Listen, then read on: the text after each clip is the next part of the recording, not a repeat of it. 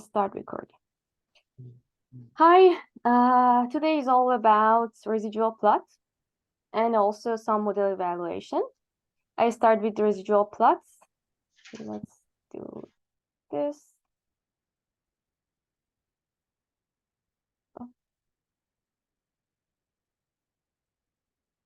Okay. I start with residual plot in regression. And the source for this tutorial is from the internet. I put it here. A residual plot is basically designed for regression because whenever you're going to find out if you are using a true model, which is regression, plotting the residual plot. Oh, I have a typo here. Residual. Plotting the residual is quite helpful. How? And basically, what is residual? Residual is the difference between y hat, which is the prediction on your points, and also y, which is the true output, true response. So there is a difference between these two variables, and the difference would be residual. So residual itself has a normal distribution. It has to have a normal distribution with mean 0. Why? Because we are feeding this model based on this assumption. We are considering y to have a normal distribution. Let's see, like, if you consider this as a simple linear regression, the true variable is the blue dot. So it is showing y. And we assume that y is having a normal distribution and the mean would be y hat. So this is the basis of evaluation. For example, when we start to find the maximum likelihood estimation to find the regressor coefficient, we are assuming this. So based on this fact, residual have a normal distribution. And if we want to make sure that our regression model is fine, we need to plot residual points, residual values, to see if they scattered correctly over 0. So we expect these dots to be completely randomly scattered over 0, right? So this is the whole point of residual plot. We have two ways of drawing a residual plots. One from Seaborn and the other one from a package called StatModel. So I start with StatModel and a simple regression. So first of all, importing NumPy, Panda, Matplotlib because I need them. And the new thing is this. I'm using a package from StatModel and also OLS. For why I'm using OLS rather than a simple linear regression class from scikit-learn, because I'm using OLS to plot both residual and my fitted line together. So OLS is simultaneously doing the fit function, the fit method, and drawing the residual and calculating the residual as well. So two things at one point. There is a CSV uploaded in the model, HeadBrain datasets. In these datasets, I do have two variables, one dependent variable and one independent variable. The independent variable, which is normally our features, is head size. And the dependent variable, that is the output, that is the target, that is the response variable, is brain weight. So if you're going to use OLS method to fit a simple linear regression model, always you need to put the response before math and the other independent variables following after that math. Okay? So I read the data. The data is a CSV. So I store it in a data frame here. I'm passing whole data here. I'm defining which independent variable I'm just looking for, and also the dependent variable as well. Passing all these inputs into the OLS. This will form the object from the class OLS. And just like other classes in scikit-learn, we call fit function. The result here, that's an object. Okay. Now I need to just modify the scale of my picture. You could just ignore that. And also pass it through the plot function. So this is a new plot function from the stat model. This is what I was mentioning, that is going to do both together. So I did the fit part here. And now using this plot to regress exoc, I'm going to plot the regressor as well as the residual. So as my inputs, I would need like my independent variable and the name of my model, object name. Why it's independent variable? Because you always can plot the residual. Residual is a two-dimensional plot. And over the x-axis, we have one independent variable. So always it's two-dimensional, and always you need to plot it only for one independent variable, not more. Okay.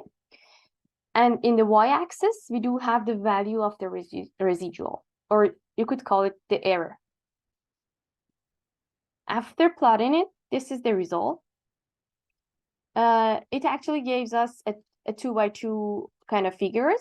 I'm not sure what are the difference statistically. I don't know them, but this is what we are looking for, the residual plots.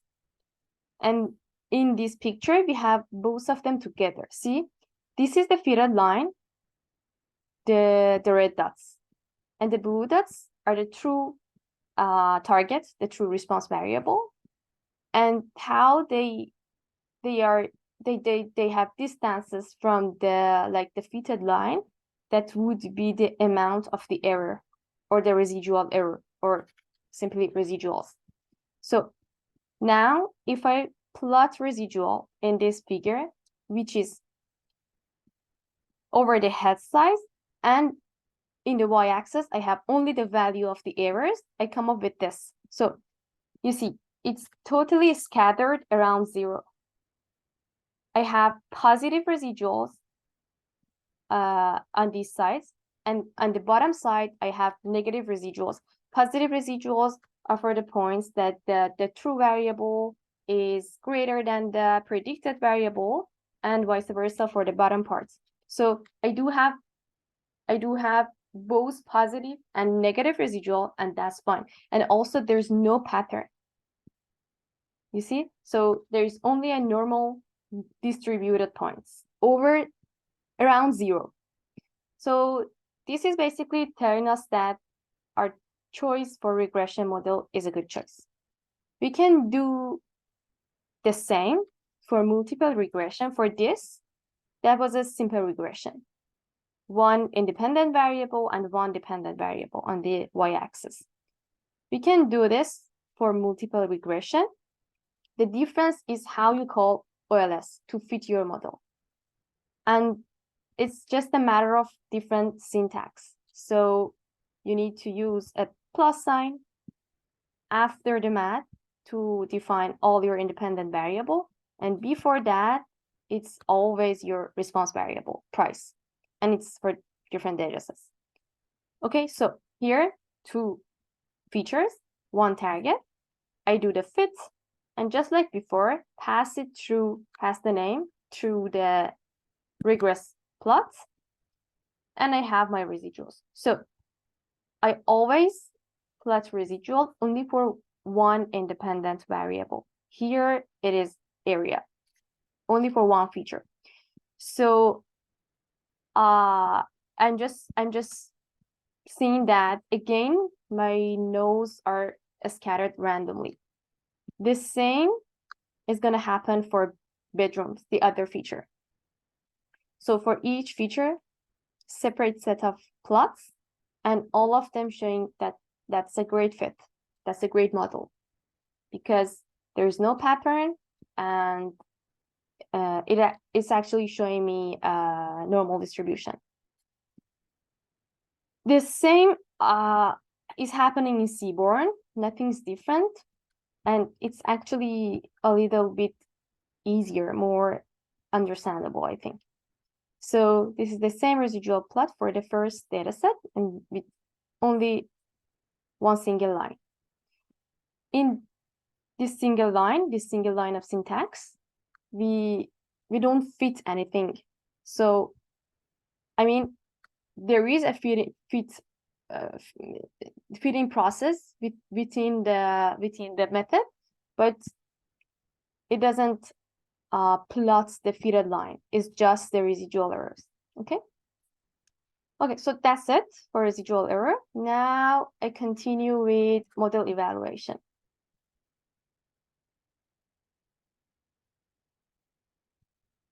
I remember in last lab, we discussed a little bit about RC, but now you know all the concept behind it, how they plot RC. I probably not going to talk a lot about the concept of RC, what is TPR, what is FBR. If you want and you feel the need, I can go through that.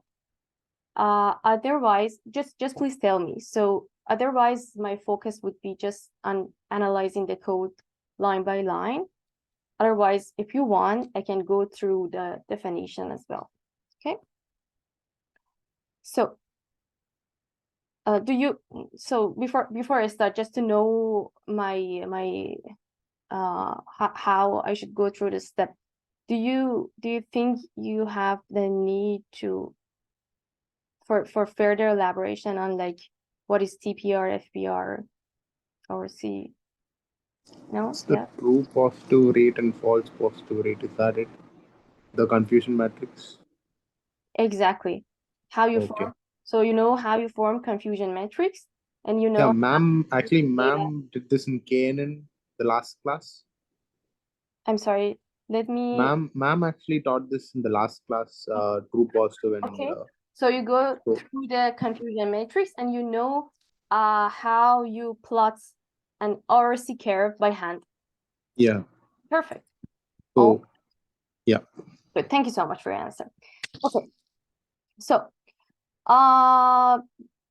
the focus of these set of codes is mostly on how to plot an RC and compare methodology and the performance of the methods together. So first of all, I need a gained NumPy.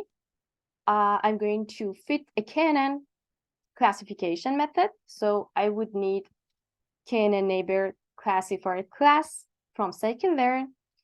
I have matplotlib imported here.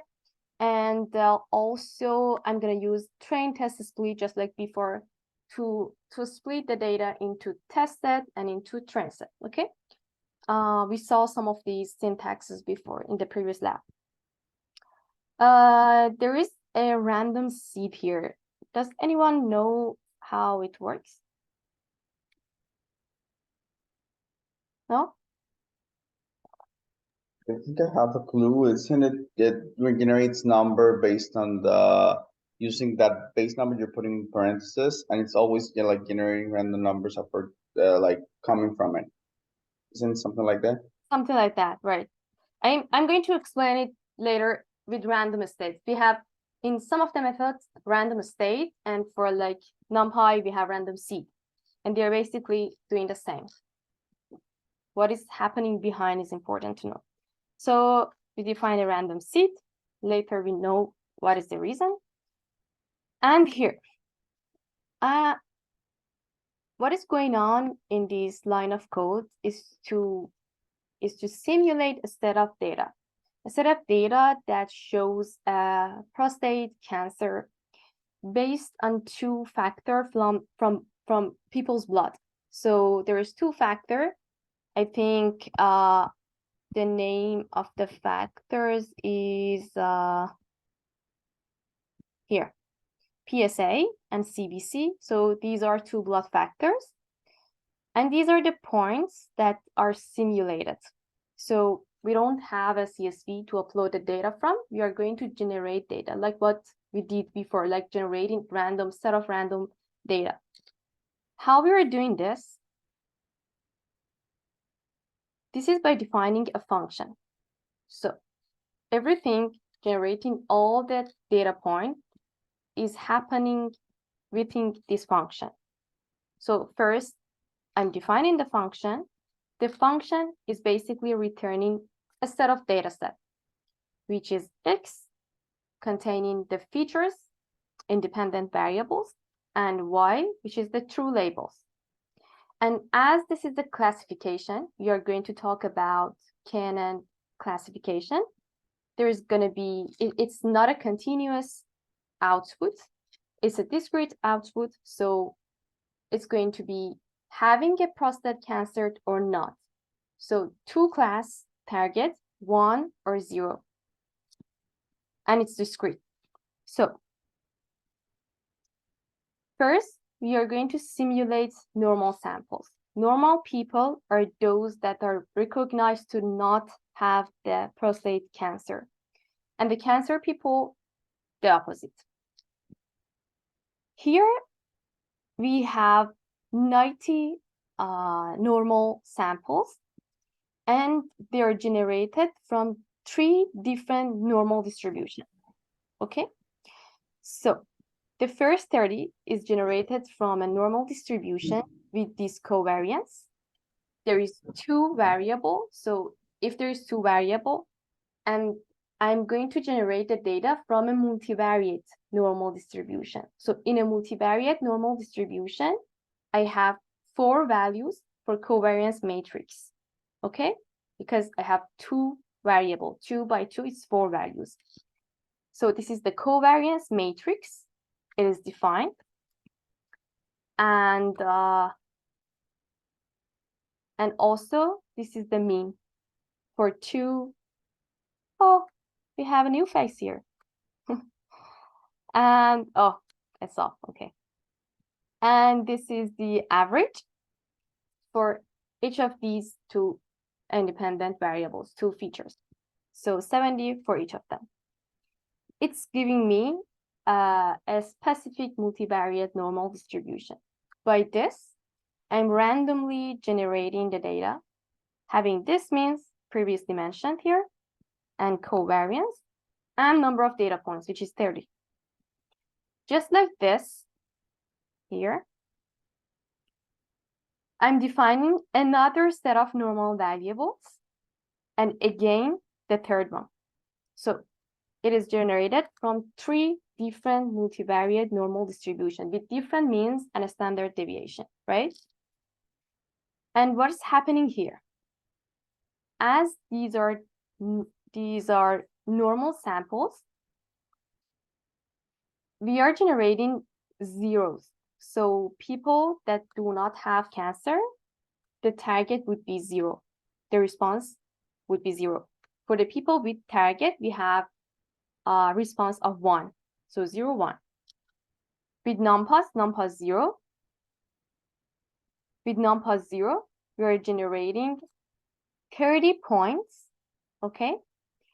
And this is a matrix. So it's not a 1-dimensional array. It's a 2-dimensional array. So zeros, 30 by 1, okay? The same for the second normal distribution.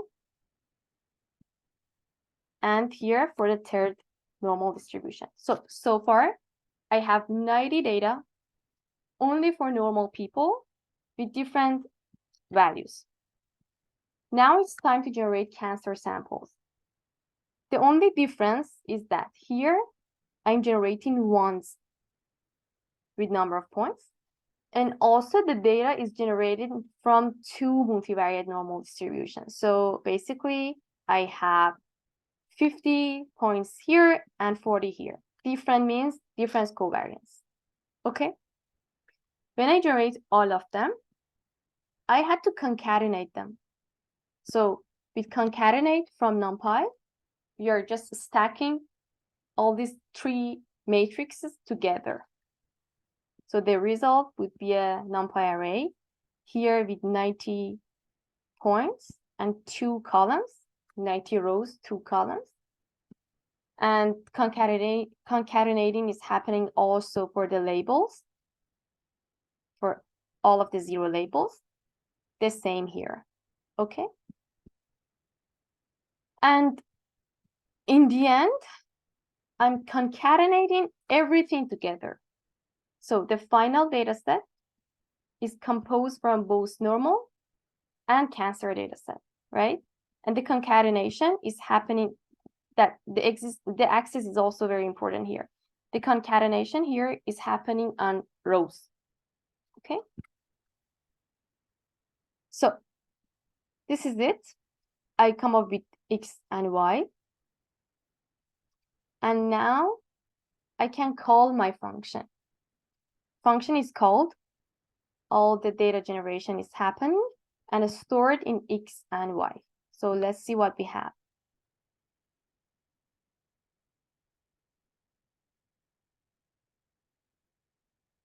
So we have a NumPy array having 180 because there was 90 normal sample, 90 cancer sample, 180 total of the samples. There is 2 features here, okay? You could see also some of the data. See, these are random data, okay? And the same for Y. What is Y? Y here is a vector.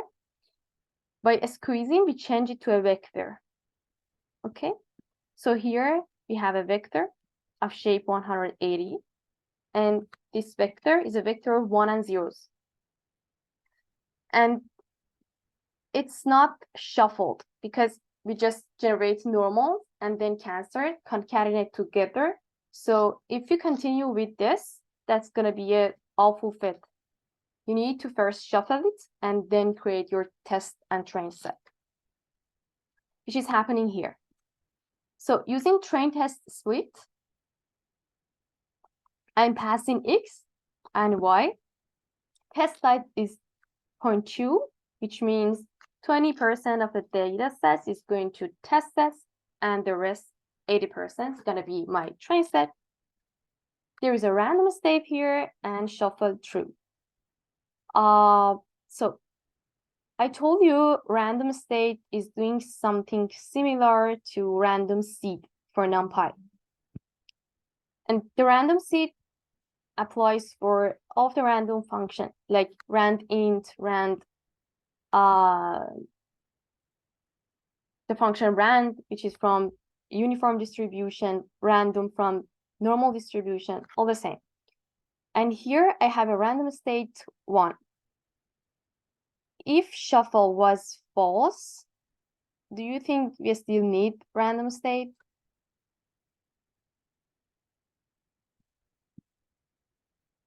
No? Yes? No answer? Okay. The answer is no. If we pass shuffle false, there is no need for random state. And what is random state? Assume we have only 5 integers, or 10 integers, like 1, 2, 10. This is my data. If I'm going to shuffle them, so basically means to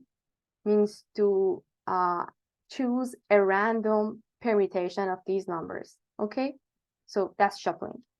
If you shuffle, there is 10 factorial way of doing this shuffle, okay? So 10 factorial unique shuffle. If I put, so the random state could be from 0 to 10 factorial minus 1. So if it was a smaller, like 5 integer number, 5 factorial is 120. So the random state would be from 0 to 119. And if you choose to fix the random state, whenever you are running this code, it's going to generate the same set of randoms. Okay, so this is for the purpose that if you run this line of code several times and you don't set a random state, you would get different error. I mean, different error values. They are all randoms, but they are different permutation of random variables. Okay, so by random state equal to 1, I'm choosing the first permutation. And it's going to be the same whenever I rerun this code.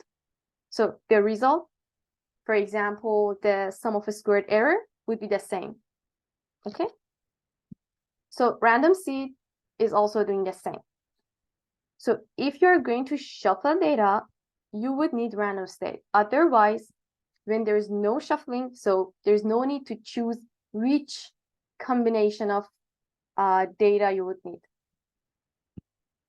So by doing this, we are dividing and we are making the setting for fitting our classification method on the training and on the tested. And the output, you know, the order of the output. It should be X train, X test, Y train, and Y test. Okay. Now we can visualize the data set just by using plots from Matplotlib scatter plot. In the first 4 lines, I'm just filtering the data because I'm going to plot all of these separately. I would like to plot real data, I mean, the training data and the test data separately, like here. The one with a cross sign are unseen data or test data. And the circle ones are the train data. So first, I need to make them separate, that I have them, because I have X train and X test. And within each set, I would like to separate cancer people and normal people. So I have to filter among them. How to define my filter? If I put this condition, Y train equal to 1, it's gonna show cancer. And for Y train equal to 0 is for normal, right? And what is the output of this condition?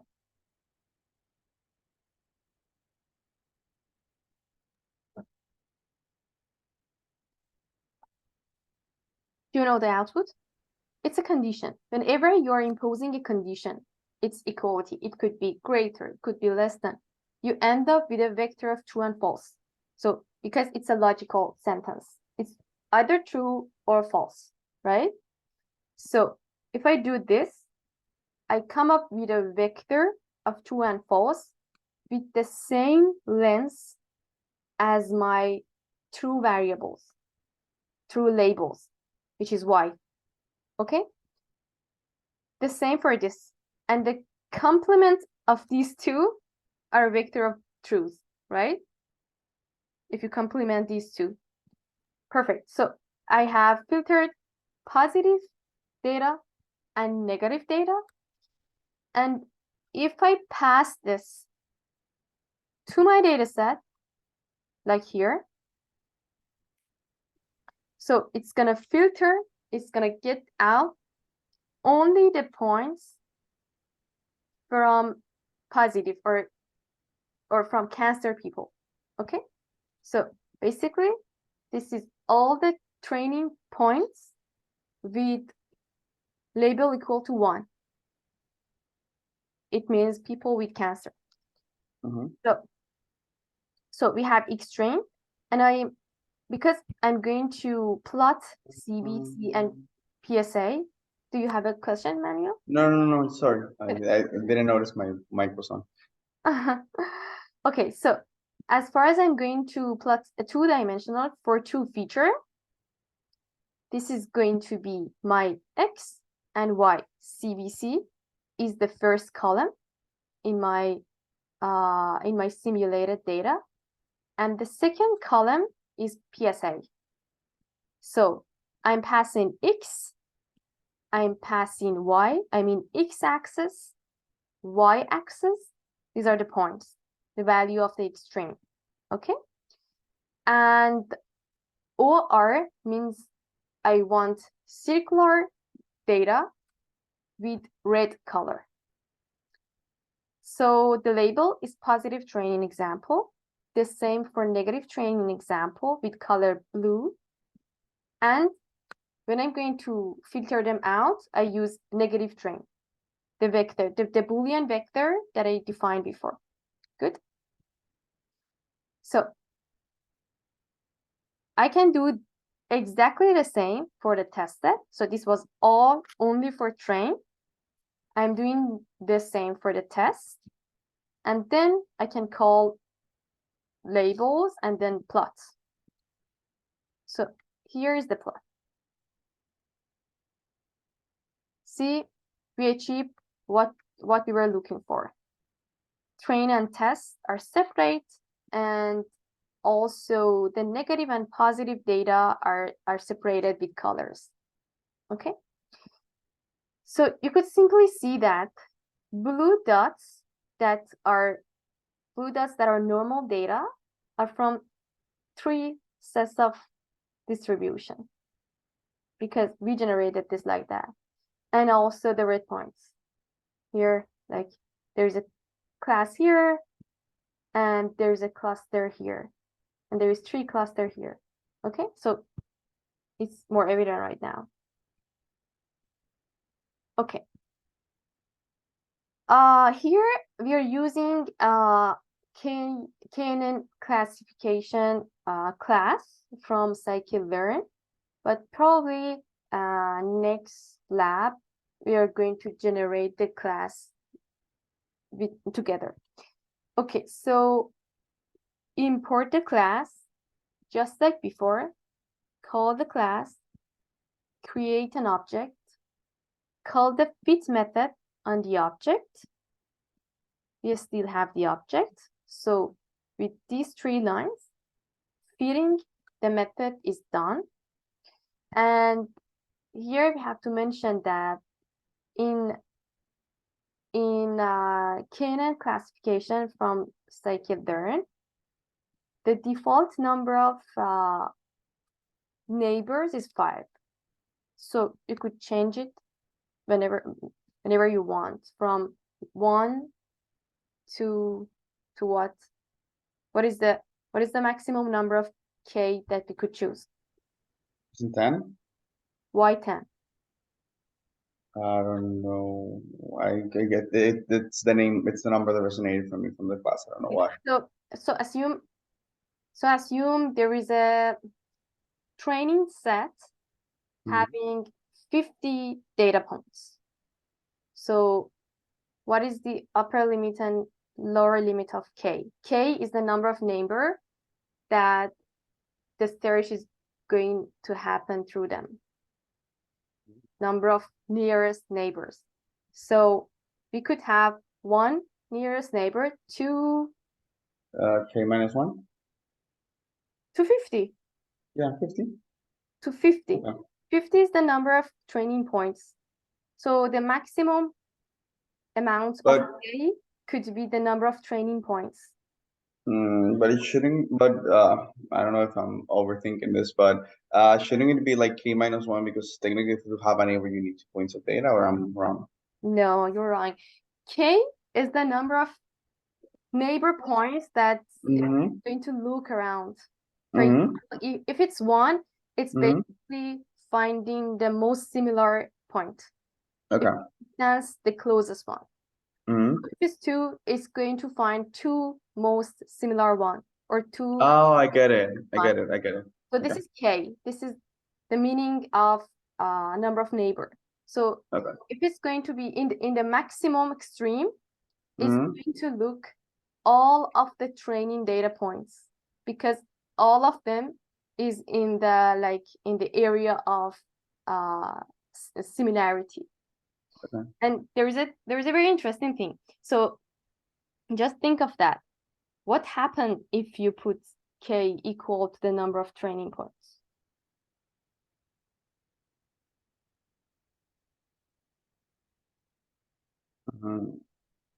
I want all of you to think about that.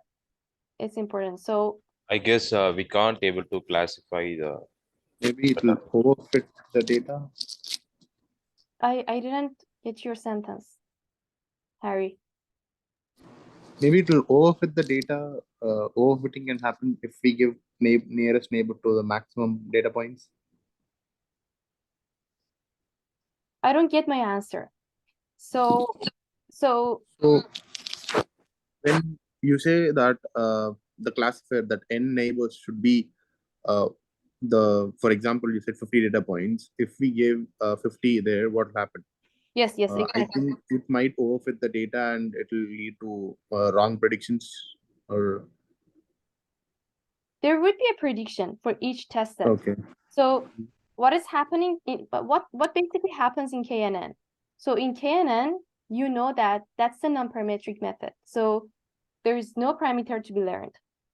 In this method, only the training set is saved in the memory. So it just memorized the training set. Nothing is learned. And then after memorizing this training set, for each test set, based on what is K, the distance between that test set and all of the training set is calculated. It's going to be sorted from 1 to 50 if we have 50 training data. And if, for example, K is 5, the 5 most similar or the closest ones are chosen as the surrounding neighbors. So between these neighbor points, it's going to find the probability of the class of that test set. So if, for example, all of these 5 points are blue with 100% probability, the class of that test set is blue. Okay, so if there's 4 dots blue and 1 red, it's gonna be 1 to 5 probability for being red and 4 to 5 probability for being blue, right? Now assume if you consider K equal to 50, it's going to do all the calculation for a test set, okay? And as K is 50, so the neighbor is the whole training set, okay? So for each... technically it will not be smooth. So it will give you all the test set. all the test set would have the same prediction. Oh, okay. Right? Yeah, got it. And what is the prediction? Is the like Fluctuations between, for example, if you had a 50% balanced data, 50% normal, 50% cancer, it's going to be 50% probability for all tests. Yeah, for all the Exactly. So this is when there's a huge bias. Is there a way to determine K, like, or else we should go with the default 5 or? Exactly. So this is the point. K is a hyperparameter. And for any hyperparameter, there's a lot of hyperparameter in every machine learning models. And for any hyperparameter, you need to define the value. So do not only consider the default values, because if you change the K and calculate your accuracy associated with each K, you may end up different classification error. And you need to choose the one with the lowest classification error. Okay, so this is basically the same procedure for every hyperparameter. There's a lot of hyperparameter to be tuned. So it's just random plugin numbers. Like, for instance, instead of giving 5 for a 50 set data point, can I give 10? Or is there a particular calculation you can be done? Oh, okay. Yes, just plug in. So if you're going to increasing K to the highest value is not always appropriate. So I have to make sure the smallest K possible. Yeah. People normally consider, because I told you a simple explanation. If you consider the highest maximum K, it's going to give you a very bad bias. So it's not acceptable. So people normally choose 1 from to 10, 20 based on the size of the data set. Okay, So if it's me, I would go for 1 to 10. And I would test all of them one by one to see the validation error. And then you can choose the tuned hyperparameter, for example, is going to be 5. And you're going to test your test accuracy on 5. Okay. I'm not sure if I have it here. Yes, I have it here. So we're going to talk about it. Good. So, so far, we generated the data. The data is already here. We fitted the K-neighbor classifier. And now it's time to calculate the accuracy. So for classification, one method to calculate accuracy, because it's classification, because the target is categorical. So you could calculate the ratio of the data that is estimated correctly, that is classified correctly, to the number of all the data. So we are going to calculate the portion of data that is classified correctly. Okay, so for the training accuracy and for the test accuracy, it's important to calculate both. Never only go for the test accuracy. We need both training accuracy and test accuracy. And why this is like that? Why I need training accuracy as well? No idea? We talked about it. Yeah, to check the whether we overfit our data or we just, for example, like you said, if we Exactly. give the K nearest to 50, it will give you, training will be less and the test accuracy will be more. Right. So it's basically creating bias. Right. Yeah, right. Your point is right. So I need to monitor both training and test accuracy because of what Harry said. Okay. Again, I'm passing the condition of what? If the prediction, and another important thing is like here, we predict. So I fit the method. And I told you by fitting in KNN, nothing happened. Unlike regression, that the result would be the coefficient of each of the regressors, like in the line, the coefficient and the intercept of the line. These are parameters that are learned through the model. But here, nothing is learned. So that's a non-parametric method. Here, I'm calling predict function to see what would be the predicted value for train set and for the test set. And I'm storing them in ytrain, ytest, predict, okay? Predict is giving me labels. So it's gonna be 0 and 1. So what would be the other form of prediction?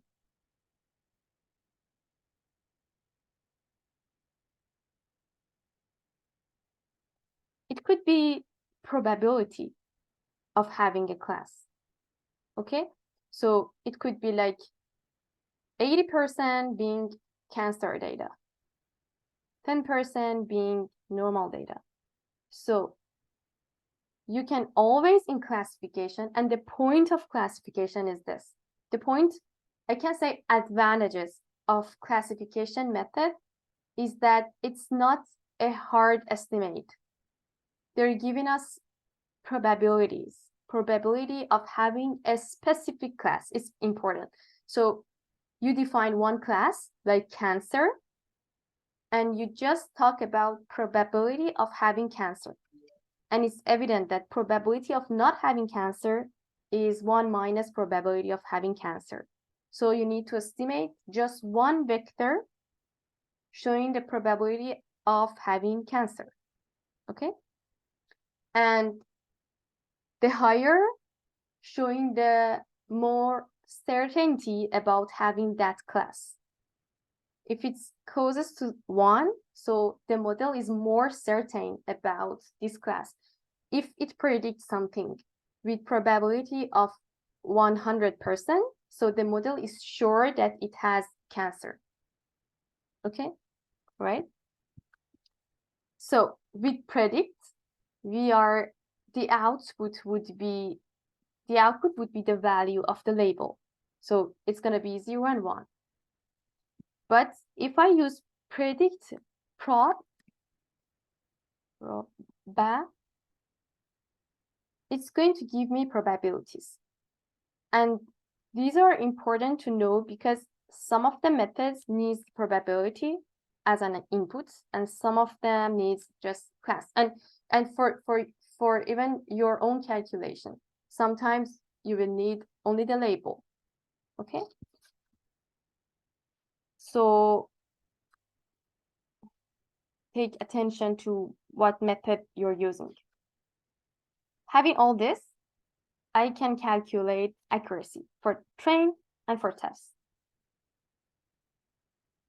In the denominator, I need the total number of training sets, would be like the length of the training data and the length of the training set for accuracy. And here I'm filtering the number of points that estimated correctly. So for this aim, I need to compare prediction with the test. So if the test is like this is the true label. If the true label is 1 and my prediction is 1 as well, it's going to give me a true as the output, and sum over true and false would be the number of true values, right? So the sum of all the truths is going to give me the number of data points that are classified correctly. Okay, so I have this accuracy, and that's a very high accuracy, both for train and for test. We're all good so far. Okay, it's just an explanation of the generalization error, and the whole goal of doing prediction models is to have a good generalization, because you're going to apply your model on unseen data, and we need to have a great generalization, okay, on the test set. Now we can talk about validation set. So there is a very common setting when you're going to train your model, test your model, and also validate your hyperparameters, which is first splitting the data into 2 sets, train and then test.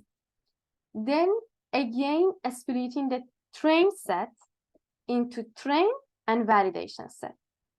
So generally, I'm splitting the whole data set into 3 sets right now. So it's training, it's validation, and test.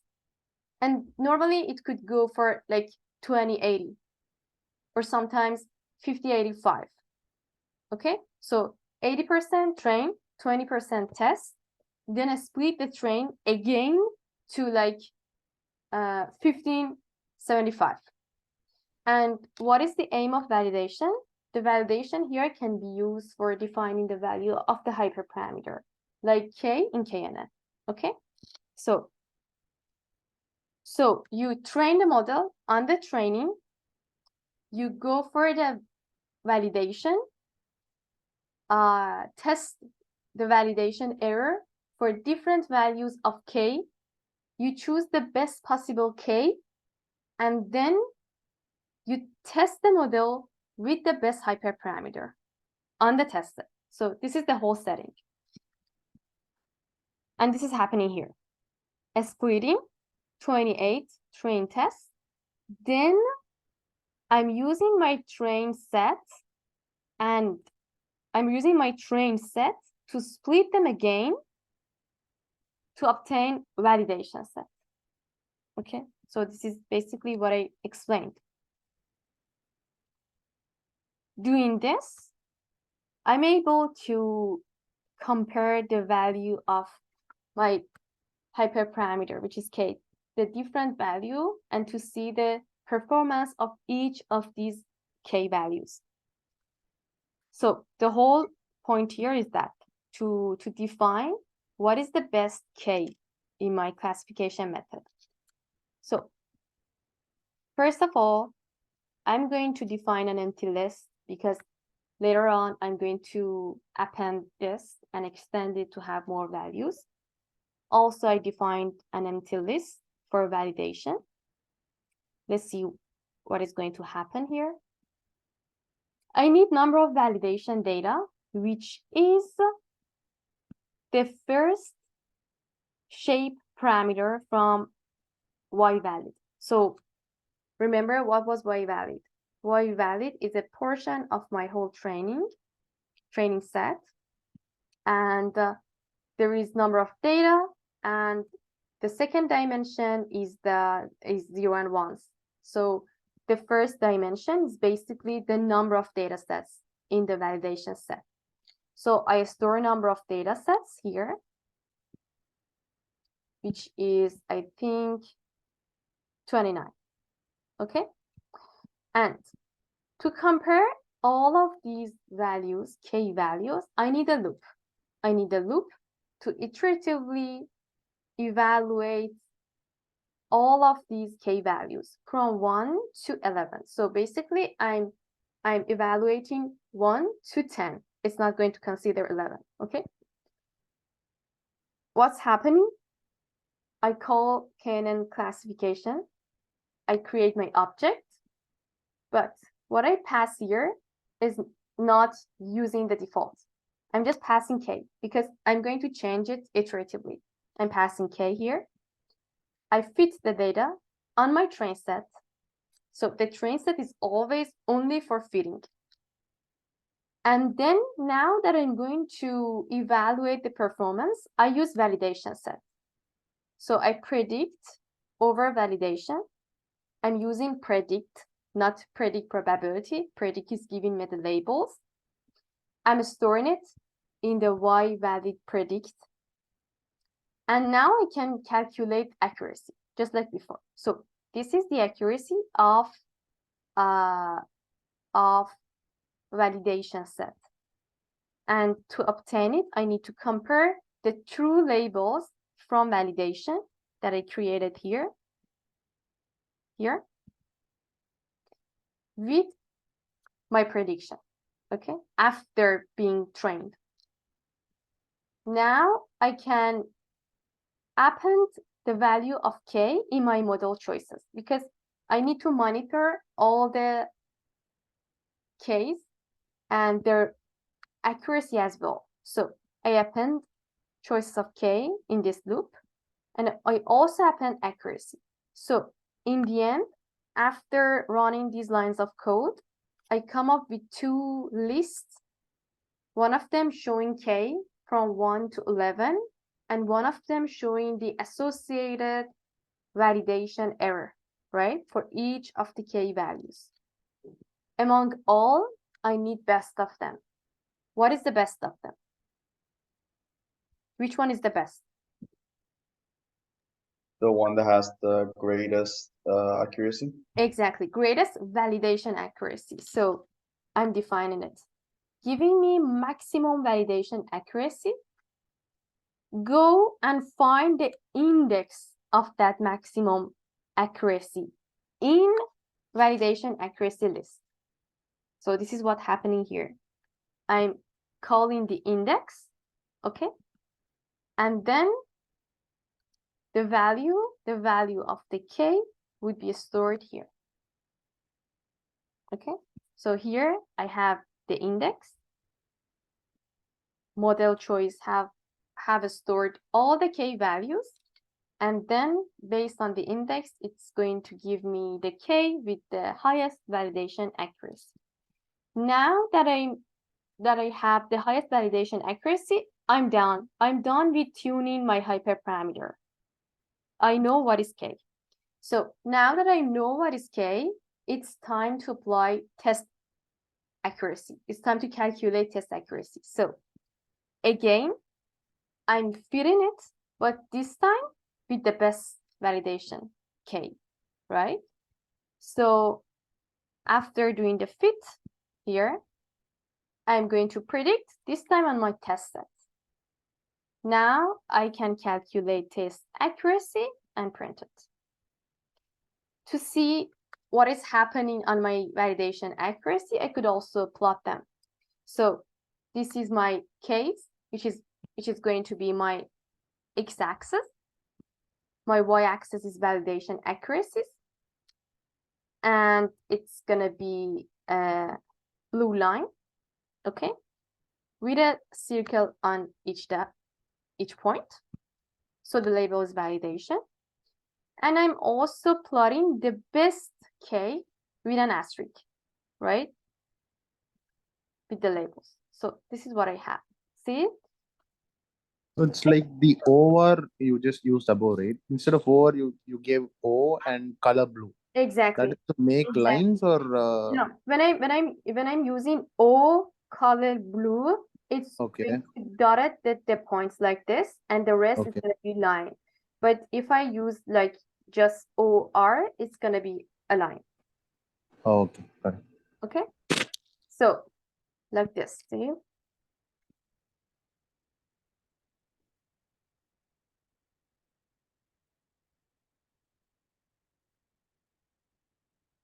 Something wrong. What did I do wrong?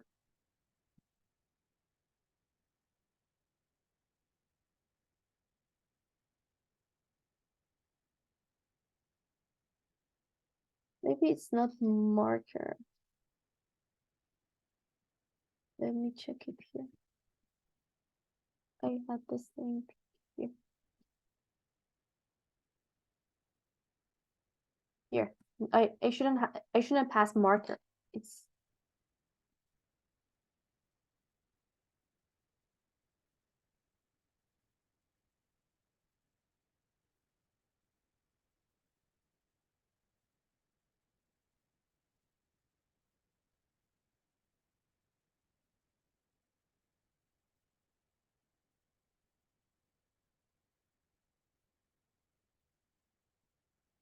okay, so it's giving me a scatter points because that's not a line.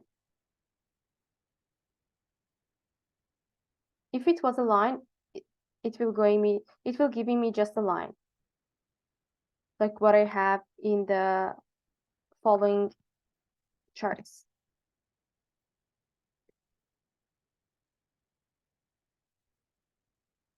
Oh, I think so. It has to work.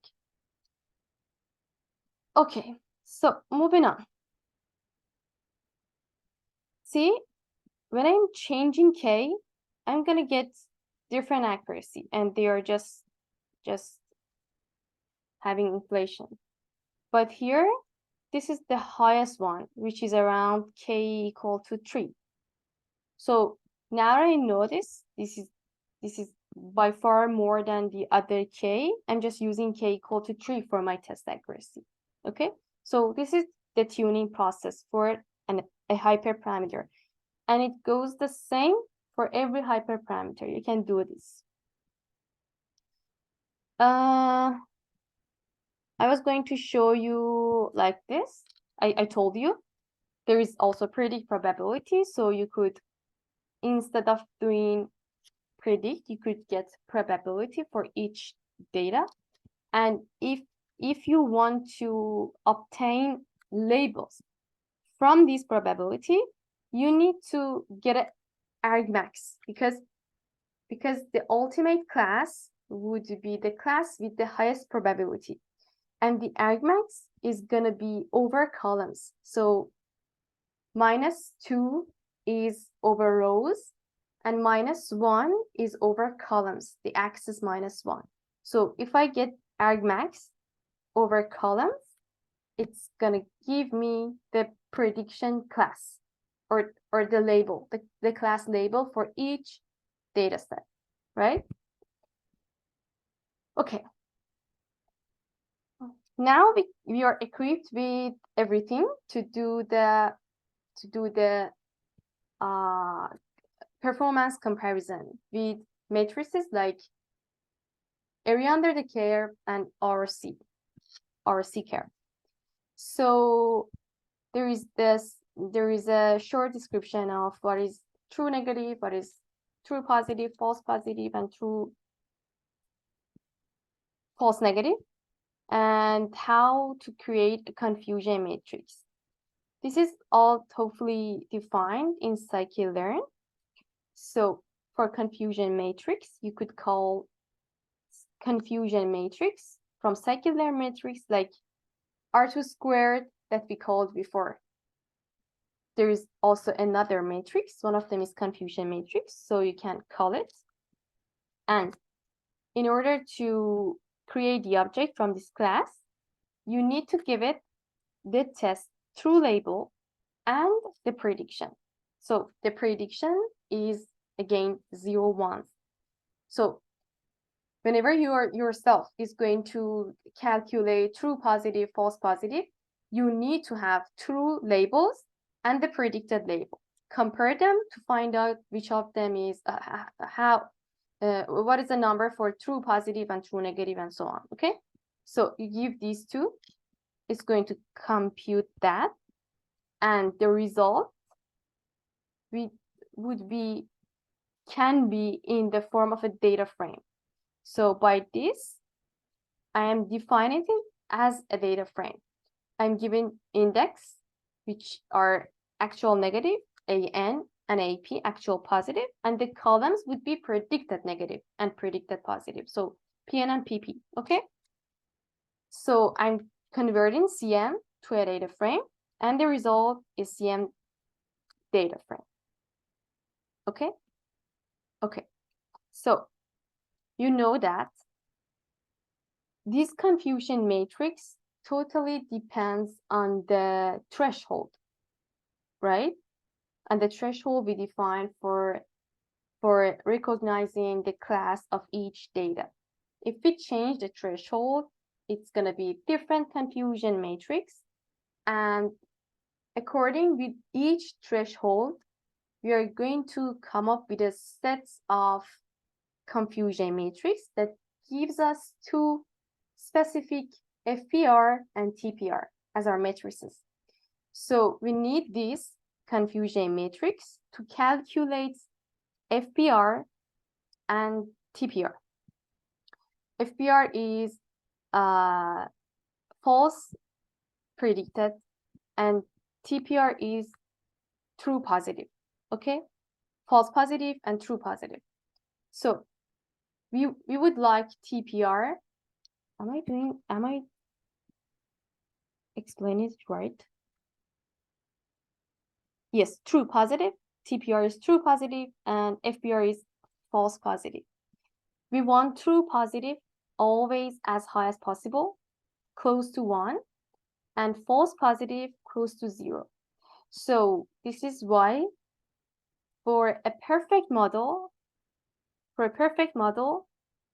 this has to be like RC curve. And for opposite to perfect model, this is the curve. And also for a dummy model, it's going to be the diagonal line. And the dummy model is when the model is predicting everything randomly. So it could be like 50% for all the data. So if it's 50% for all the data, it's a dummy model. Or it could be uniformly selected from like a uniform distribution. So it's random. Nothing is learned. Nothing is behind how it's like behave. Okay. So, and when you have a perfect model, the area under the curve is going to be 1. So this is why area under the curve is it's expected to be near 1. Okay. Here I have a question. Let me ask meanwhile. Okay, so I have the confusion matrix. Now I can calculate true positive and false positive ratio as the x-axis and y-axis. Okay, so one more time. I need to do the training. I mean fitting. Fitting is on the training set. I'm defining it. I'm considering it that column 0 is the healthy one, and column 1 is for the cancer one. Okay. Now,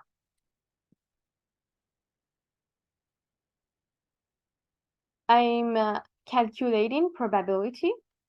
This time it's probability, because I told you for each threshold, I'm going to have one pair of FPR, TPR.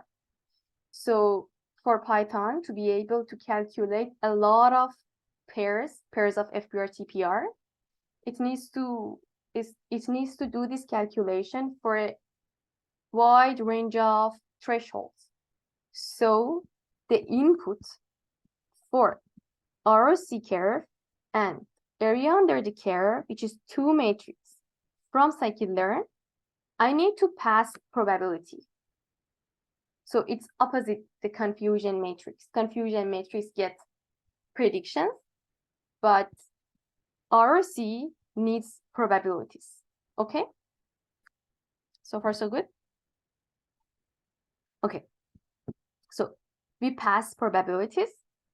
I have the true label for the test. So I train the model on the training. I'm calculating FPR, TPR, and also area under the curve for the test set, right? There's also another thing. For ROC curve, it is giving me the threshold as the third output, okay? But it's actually not very important to know. The only thing that you want to know is all the amounts of FPR, TPR to be able to plot the line, okay?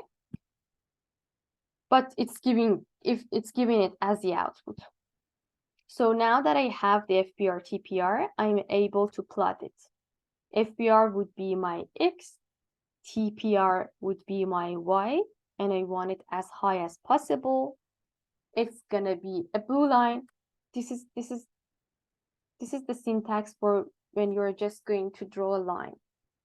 So it is a blue line, and it is also the same for this. But if I do like this, it could be a dashed line. But this and this are the same. Okay.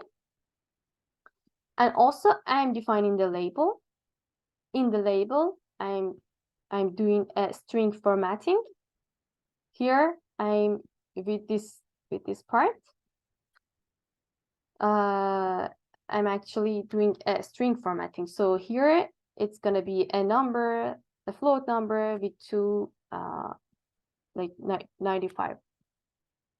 Two digits of like floating values. And what is this value? This value is my area under the curve. Okay, so I'm asking area under the curve to be as the label of my plot. Also here, I'm drawing the diagonal line, which is related to the random fit.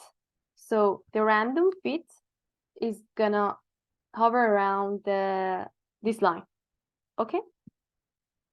And the rest are the label for the x-axis and y-axis and the title of the chart, and the result is this.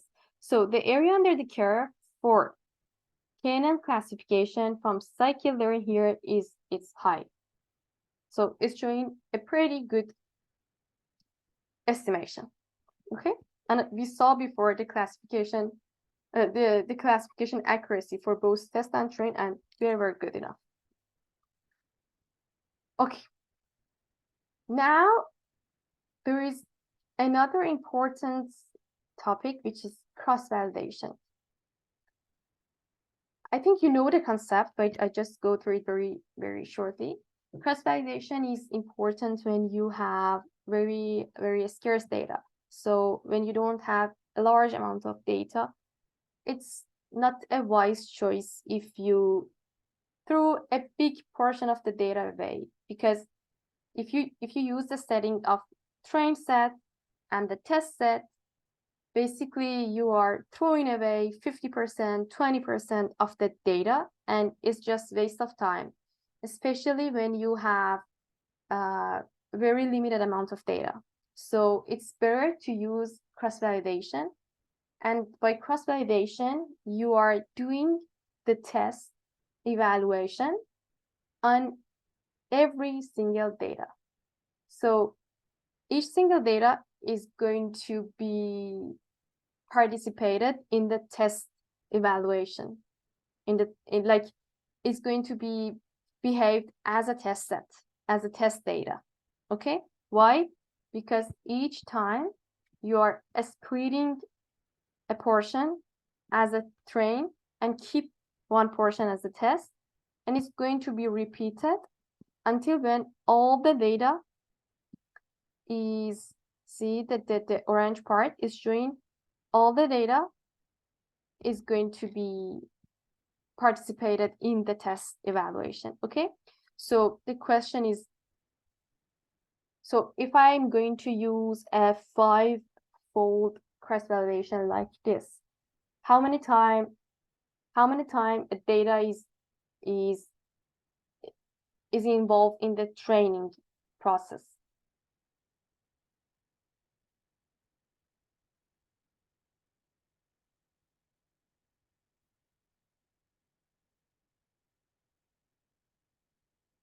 Each data, because it's a repetitive task. So in a k-fold cross-validation, like here 5-fold, you are going to do the whole training and testing process 5 times if k is 5. Okay, so my question is, how many times a single data point is considered in the training process? I think it's 24 times, isn't it? 24, like you consider that the number of k-fold 25? Yes. In this case, it's 24. Instead, in this setting is 5-fold. So it's going to repeat 5 Sorry, times. yeah, it's 5 times. 5 times. I sorry. It's a 5-fold cross validation, but my answer is 4. So it's k minus 1, not 24. I think you. No, I did a wrong math Yeah. in my head. That's Yes, I see. So k minus 1 is the number of time that you can see here. If a data point is here, it's going to be in the training here, here, here, and here as well. So k minus 1. But for the testing, it's going to be in the test set.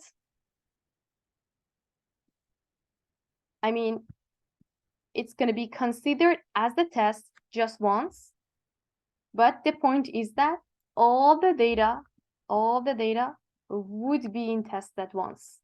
So I'm able to calculate the test accuracy if I have like the whole 100 data points on all of them. Okay, so it is be involved in the test set just once, and in the train k minus 1. So, and this is a good scam. You see there is predicted probability for all the data, and there is true label for all the data. So we can come up with a more robust test accuracy. Okay. And also there is something people sometimes do, hyperparameter tuning on cross-validation setting.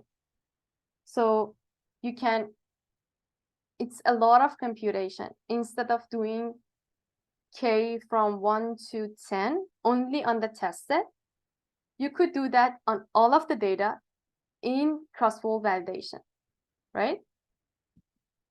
Okay. So what are we doing here?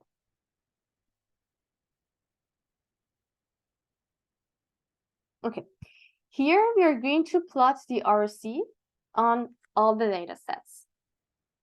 for doing this, we need to calculate the test accuracy on all of the data. So we need cross-validation. So we're going to apply cross-validation here. First of all, I need K-fold from scikit-learn. K-fold is the class that is doing the partitioning part for me. So it's not doing the feeding method, is just doing the partitioning. So K-fold here, I'm going to define a cross-validate function to do all of this together in a function, both doing the partitioning and then doing the training and testing, and give me as the output this predicted probability and true labels on all the data. Okay, this is what we are going to do. So cross-validate, what is doing? I'm passing model, which is basically the name of the model.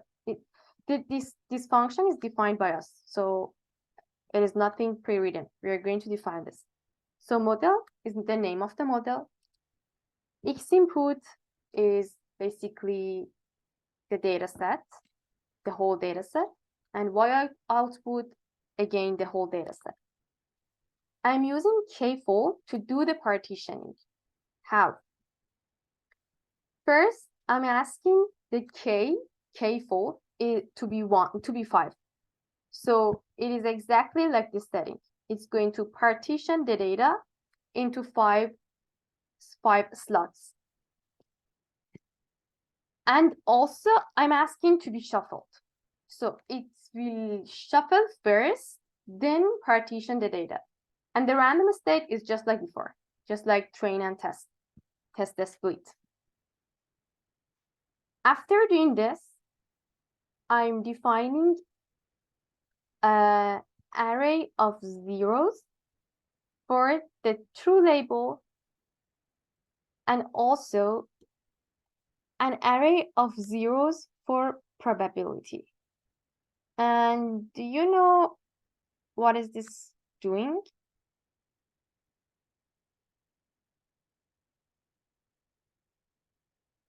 Any idea?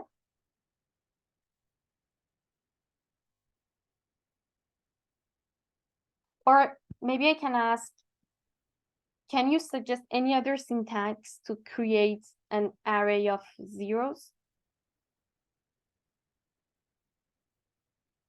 By this, I'm just assigning memory. I'm just assigning memory to Y as the true label and Y hat as the predicted label. Okay, this is why I'm considering an array of zeros. It's not a matrix, it's an array of zeros. So think about it. What is this? That will tell us the number of Data points. the number of X's we have in the input. Exactly, the number of whole data points. For example, if we have a data points of like prediction cancer data 180 points, so it's going to be 180. The first parameter of shape, right? In Python, when you do this syntax, it's going to be like this.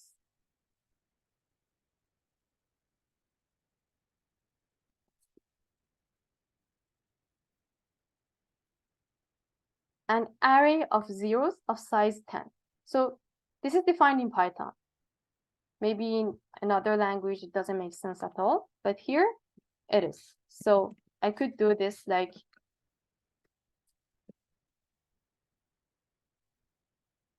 this is going to generate a string 10 times of this Ali name, right? It could be over a list. So it's generating a string. It could be a list. It's creating a list of the same value, okay? So by this, I'm basically generating an array of zeros.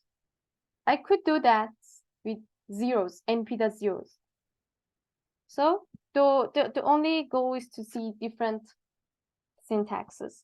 So you could do that just like we did before with zeros, np.numpy zeros function, or NumPy ones function in case you're going to generate arrays of ones.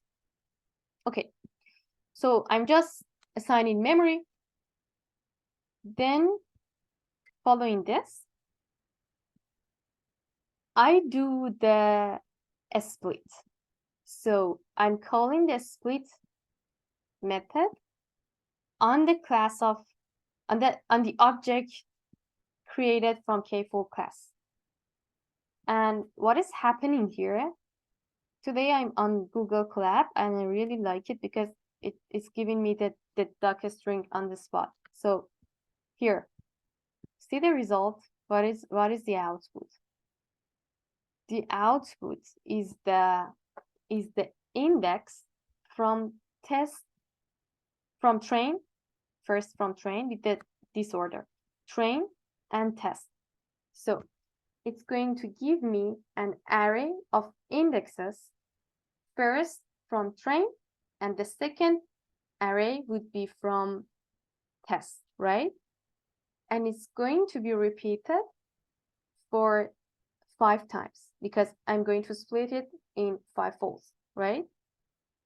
So for this, for each loop,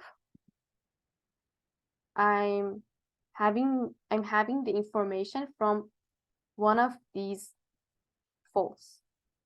Okay, so there are 5 folds, and the output is the index of each train and test data. Okay, so I have the indexes, train index, test index from a split function.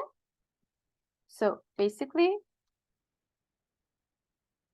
when you imagine the whole data set, you know the index of all the data in each of these points, in each of these folds.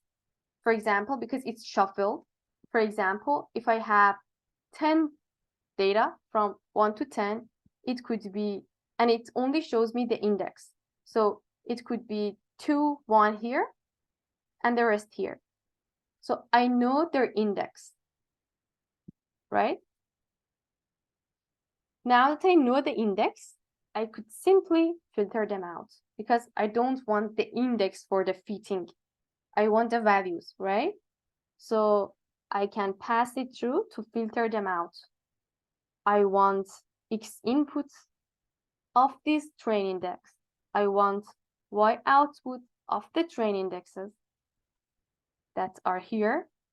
Okay. So I'm filtering out my X and my Y, and I'm doing the fits on it. So remember, this is a function, and I'm just defining X and Y. But later on, when I'm going to call them, it's going to be my true values, right? Okay, great. So it's going to fit on the training set that I filtered the train index, and also the true label of the test index is stored in Y-test. What was Y-test? I generated this before as an array of zeros, vector of zeros. So I'm just filtering out the test values for the true labels, and I'm putting in this vector. Okay. Now, what else do I need? The predicted value. And this time I'm calling probabilities. So I'm predicting over the test set. Okay. I'm predicting over the test set, and I'm putting them in the test index. I'm sorry, in the Y-hat, right? And this is for the test index of this fold. So I would have 5 different folds in each iteration. So for each iteration, test index and train index would be different. So basically, I'm training on different data in each iteration And also as an output, I would have prediction, and again, different set of data. And in the end, when in each iteration, I'm just storing the value for that test set. At the end, I would have the test set, I would have the probability and the true label for all of the data. So in each iteration, like if it is a 5-fold, I have, for example, 10 data, it's going to calculate the probability only for like 20 of them, because it's a 5-fold cross-validation. It is going to store that 20 number of values in y and y hat in the end, and the next iteration is going to be the next 20 values and the next until all of them is filled with true numbers, right? So now that I have the function, I could just call it. I'm giving the model. What is the model? My model is the object of the classifier. And I define it like this because when I call the train, I do this model.fit. So what is model? Model is the object of the classification class. So I define the object and I pass through the object here, as well as my data point, and call cross-validation. So when I call this, KNN classifier is trained over this data set, and the output would be true label and prediction score for all single data, all of them. Okay, and now, just like before, I'm going to plot RC and also calculate area under RC for all of these values. And as I was going to calculate FPR and TPR, I need probability. This is why here I use predict probability. Okay, I'm giving them to these matrices, have the values, and I'm able to plot that just like before. Nothing's different. The only thing that is different is cross-validation. So cross-validation is done iteratively on each of these settings. We did the training 5 times. We did the tested 5 times. And in each iteration, the value for the predicted value for all of these data sets is calculated. And we came up with predicted probabilities and true labels. By doing this, the matrix for like area under the curve is more exact, is more precise, is closest to what it should be, because you are using a lot more data than the first case that we did that only on the test set, right? Okay. I remember we talked about it in the last lecture when you're going to do method comparison. The good thing for the RC curve is that it's a good matrix that you can use it for method comparison.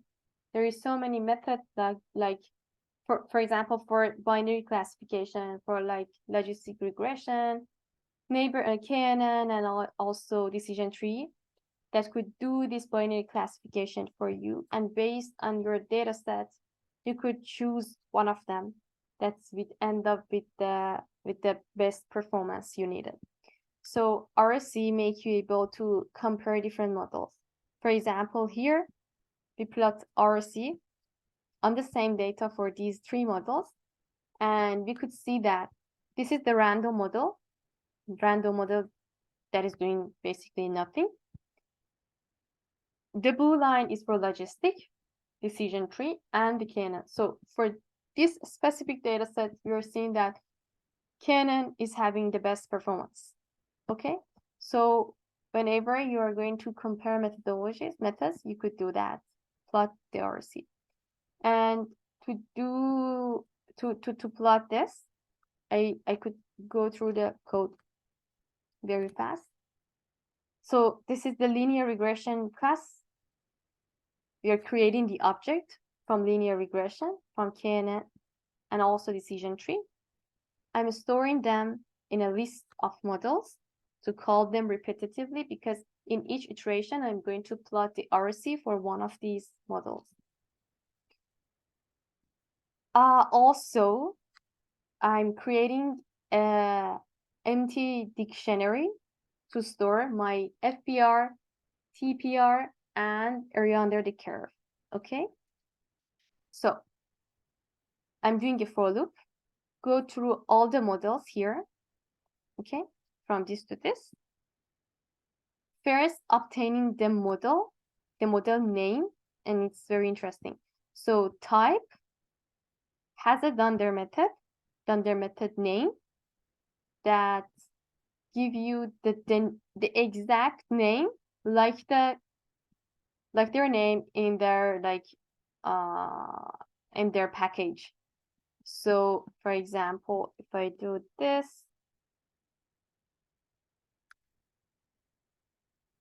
see what is the result.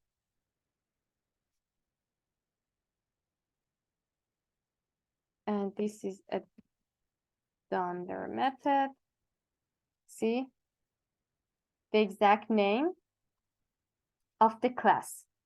So it's a good way if you want to go through some method and you don't know the names, you could just iterate on this, right? Okay, so I have the name. Now I'm going to do the cross-validation. So all the fitting process is doing in a cross-validation process. So the data that I'm passing through is the whole data set, X and Y. I do not split anything. The splitting is going to happen in the cross-validation process. I'm just passing the model, which model I'm going to use, doing the cross-validation. The result would be the true label and the predicted label, again, for all the data set. Okay? Having this, I'm able to calculate the FPR and TPR. I'm passing underline here because I don't need the thresholds. This is the output for thresholds, right? Area under the curve. And remember, they are all prediction probabilities. Okay, now that I did that for one of these models, for example, the first one is logistic regression. When it go through applying in the loop, the first one is logistic regression. So logistic regression would be here, and the performance for logistic regression is gonna store it in this dictionary. So like what?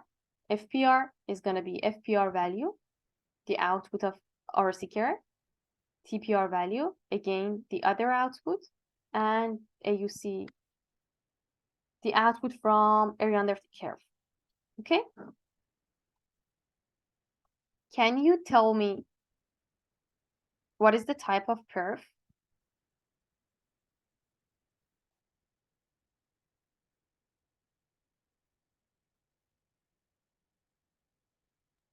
Perf isn't a dictionary? Is a dictionary, is a nested dictionary. A dictionary that holds dictionary inside each element. Okay, so we call it a nested dictionary. And you know, for calling values for a dictionary, you need to do something like this. Call the key in order to get the values. And this is another dictionary inside each element of the first dictionary. Again, there's a key, there's values. So 3 keys, 3 values, right?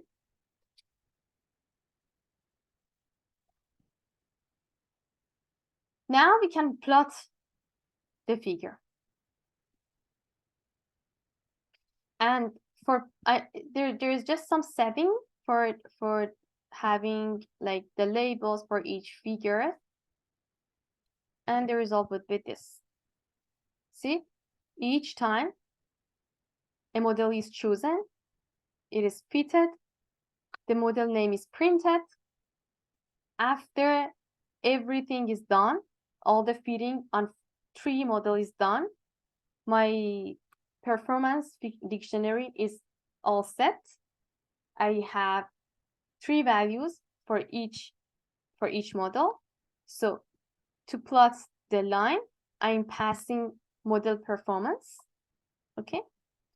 And I'm asking for the values of FBR, TPR in a repetitive loop, right? And also area under the curve for model perf. This is my performance, the performance dictionary that I stored. And I'm going through like a loop here with perf items. Items will iterate on everything basically in that dictionary. Okay. There is another matrix called precision recall. Did you discuss it in the class? Precision recall? No, Yes. Yes? Yes or no? I remember the name recall on the formula. Okay. So there is also another matrix, precision recall. They are somehow calculated differently. Precision is very important in applications like healthcare, because you need to have a big portion from predicted positive to be true positive. So it's very important in these settings like healthcare, like medicine. So, and also there is another reason that we can use precision recall curve. Precision recall curve is something like just similar to the RC curve, but with different X and Y matrix, X and Y axis, which is precision and recall. They're defined differently. Also, there's another score, which is F1 score, calculated based on precision recall. So there's 2 circumstances when you have a situation when precision is very important. And the other thing is when your data is imbalanced. What I mean by balanced data is if you have like the prostate cancer data, we had 180 people, almost 50% with cancer and 50 being normal. So that's the balanced data set. But in an imbalanced data set, you may have like 10% of ones and 90% of zeros. So that's an imbalanced data set. Classes are not distributed in a balanced ways. Okay?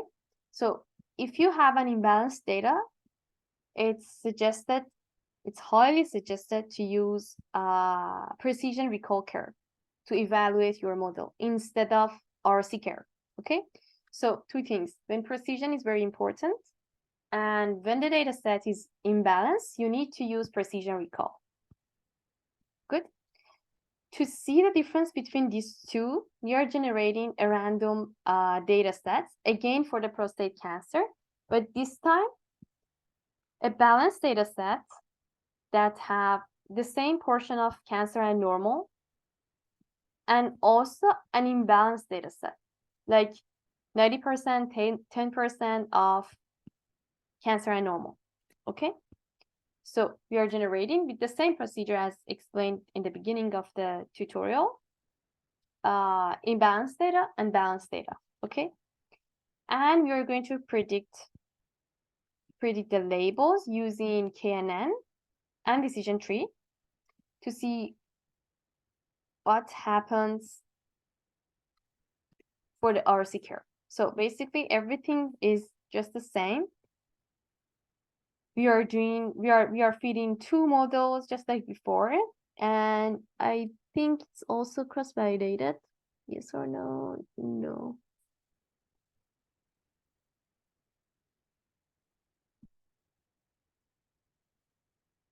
So here is defining if it's balanced as if you're passing a balance equal to true parameter, generate the balanced data set, otherwise generate the imbalanced data set. Again, restore the performance because I need to store the PR, TPR, and use area under the curve. And that's it, nothing new. Yes, it's using cross-validation, just like what we did here. Here, we did the cross-validation to calculate RC. And that's exactly the same here. And what is important is the result. See, when I apply it on the balanced data, it is like this. That's fine. It's the RC curve, and that's fine. Why that's fine? Because I have high area under the curve for these two well-known classifier, and also 50% area under the curve for the random model. And what is the random model here? The random model is generated from a uniform distribution. Let me find it. Here. The random model is generated, the prediction are generated from a from a uniform distribution. So you're not fitting anything, you're just putting random probabilities for all of the data. Okay, so this is the prediction for the random model. And see, the line is very near to this line. And that's good. But for the imbalanced data, when we do the same procedure, area under the curve for random is higher than 50%. And the line is like this, the blue line. So it's not showing a good performance for imbalanced data set. This is why we do not use ROC as a good metric for imbalanced data. But when you use PRC, precision recall is PRC curve. When you use PRC curve, you see the random is almost near 0. So this is what you're looking for. Okay, so PRC is more interpretable for imbalanced data, and also when the precision is very important. Precision is an important factor. I was going to mention something else here.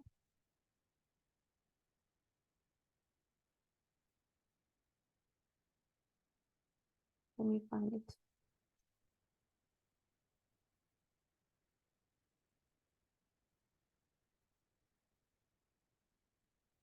Here. We considered column 0 as healthy and column 1 as cancer. And we predict the probability for column 1, which is cancer. Okay? So I was going to ask, if you're sure that you are feeding a right model, but you see your curve, instead of being near to a good model, is near to the opposite, like it's like this. Instead of being near this, it's opposite to perfect. Do you know what would be the reason? And you're sure, for example, you're sure everything is correct. You have a high accuracy, train accuracy, and a high test accuracy. But when you plot the RC, it's awful.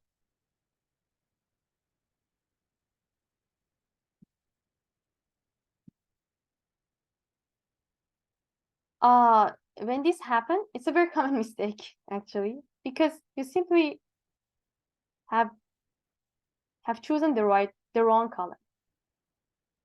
Because instead of plotting it over the probability of having cancer, you plot it over the probability of not having cancer, and it's going to be like the opposite. because you need to choose probability of one event, okay? And if you choose it wrong, it's gonna be opposite, but your fit is fine. Okay, so just change the columns. Good? Are we okay so far? If there's any question, I would be happy to answer. Otherwise, we're going to finish the class. Okay, so please go through the codes line by line. Try to run them separately, not in a complete function. If you have any problem with any syntax, and just play with all these concepts on the other data set that you already have. For example, all of these can be implemented on the data set that we went through last tutorial for the simple regression. So play with this, plot RC, and try to find even more things. So for the next lab, I think, I'm not sure again, but I think we're going to go through again classification like KNN. In a way that we generated the class, not using the scikit-learn class. That's all. Thank you for being here. Thank you so much.